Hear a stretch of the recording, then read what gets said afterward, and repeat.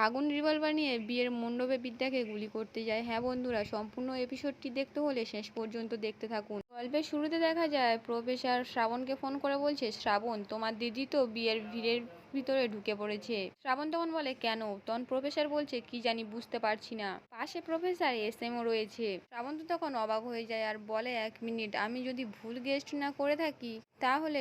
বলেই বলল, thank you, আমি ফোনটা রাখছি। এই ইনফরমেশনটা দেওয়ার জন্য আপনাকে থ্যাংক ইউ, আমি আপনাকে পরে ফোন করছি।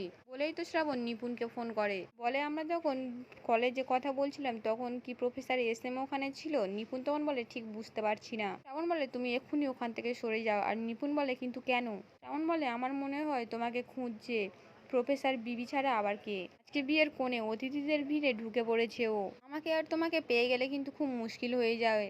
এক্ষুনি সরে যাও তুমি ওখান থেকে। ফোনটা রাখতেই তো বিদ্যা নিপুণকে দেখতে পায় আর নিপুণের পিছনে ধাওয়া করে। ঠিক তখনই কপিল এসে বিদ্যাকে বলে, এখানে কি প্রোগ্রাম হচ্ছে? আর আমাদেরকে কার্টুন বানানো হচ্ছে? আরে বিয়ের কোণে কি কখনো বাইরে বেরোয়?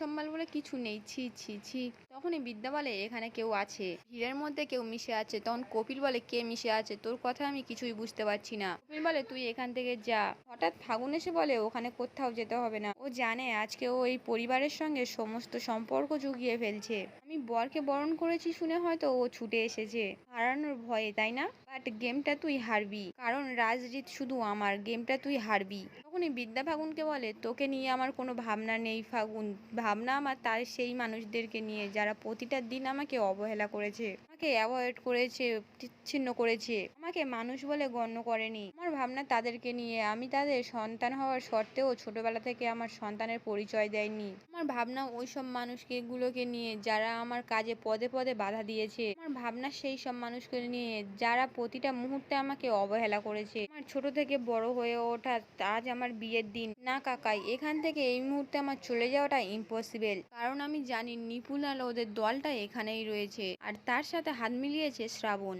ফাগুন, তুই শ্রাবণকে একটা কথা বলে দিস যে আমি ওর বড় দিদি, কথাটা শুধু ওকে বলে দিস। তখনই প্রফেসর এসএম বিদ্যাকে বলে, ম্যাম আপনি যান, আমি এখানটা দেখে নিচ্ছি। আমি জানি ওরা কোনো একটা প্ল্যান করেছে, কিন্তু আমি সবটা সামলে নেব। বলে প্রফেসর এসএম ওখান থেকে চলে যায়। আর ঠিক তখনই তোরসা এসে বিদ্যাকে বলে, এ কি, তুই এখানে কি করছিস?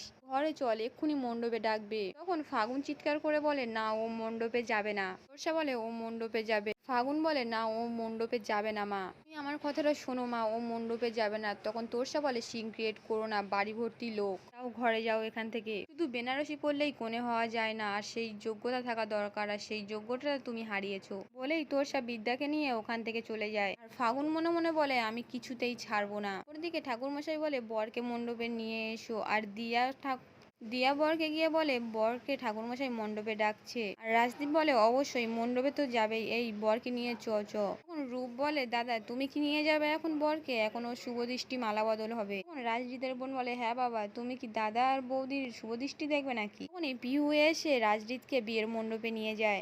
পিহু এসে বিদ্যাকে বলে, কি কেমন ফিল হচ্ছে? আর কিছুক্ষণ পরে স্বাস্থ্য মতে তোমাদের বিয়ে হবে, নাও এবার পিঁড়িতে বসো, বসলে তোমাকে মণ্ডপে নিয়ে যাবে। ঠিক তখনই ফাগুন এসে বলে, না ও মণ্ডপে যাবে না। তখন পিহু বলে, ফাগুন কি করছিস কি? ফাগুন বলে, একদম ঠিক করছি, ও মণ্ডপে যাবে না, ওর বিয়ে আমি কিছুতেই হতে দেব না। আর বিদ্যা ফাগুনকে বলে, কি বলছিস কি এসব ফাগুন? ফাগুন বলে, একদম ঠিক বলছি, একদম চুপ কর, তুই কোনো কথা বলবি না, তুই আমার জীবনের অভিশাপ। তুই কি ভেবেছিস আমার জীবন নষ্ট করে তুই রাজরীতের সঙ্গে সুখে থাকবি? বিদ্যা বলে, কি বলছিস এসব, আমি তোর দিদি। ফাগুন তখন বলে, তুই আমার কেউ হোস না। তখন পিহু এসে চিৎকার করে বলে, ফাগুন চুপ কর, রাজরীত মণ্ডপে অপেক্ষা করছে, ওকে নিয়ে যেতে দে। ফাগুন তখন বলে, আমি যেতে দেব না, রাজরীত শুধু আমার। এখনো আমার মনে আছে ভরা মণ্ডপে দাঁড়িয়ে আমার সিঁথিতে সিঁদুর না দিয়ে রাজরীত বিদ্যাকে সিঁদুর পরিয়ে দেয়। এই মেয়েটার জন্য আমার সবকিছু নষ্ট হয়ে গেছে, এই মেয়েটার জন্য আমার জীবন থেকে সবকিছু কেড়ে নিয়েছে। বিদ্যা তখন বলে, ফাগুন তুই ভুল করছিস, আমি তোর থেকে ইচ্ছা করে কিছু কেড়ে নিইনি,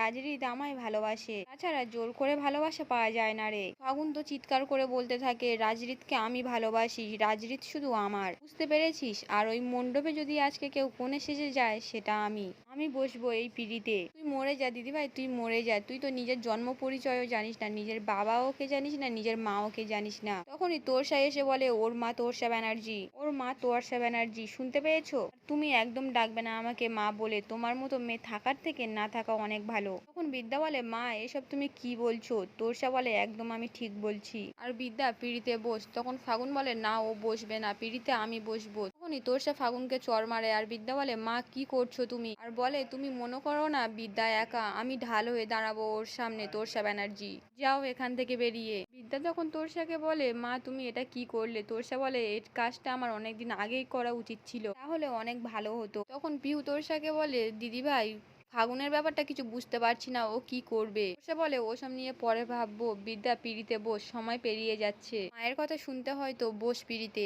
বিদ্যা পিড়িতে বসলে পিড়িতে করে বিদ্যাকে বরের মণ্ডপে নিয়ে যায়। অপরদিকে তো ফাগুন ঘরের মধ্যে এসে তোলপাড় করে খুঁজতে থাকে, অবশেষে বন্দুকটা খুঁজে পায়। এই পর্যন্ত আজকের এপিসোড শেষ হয়ে যায়।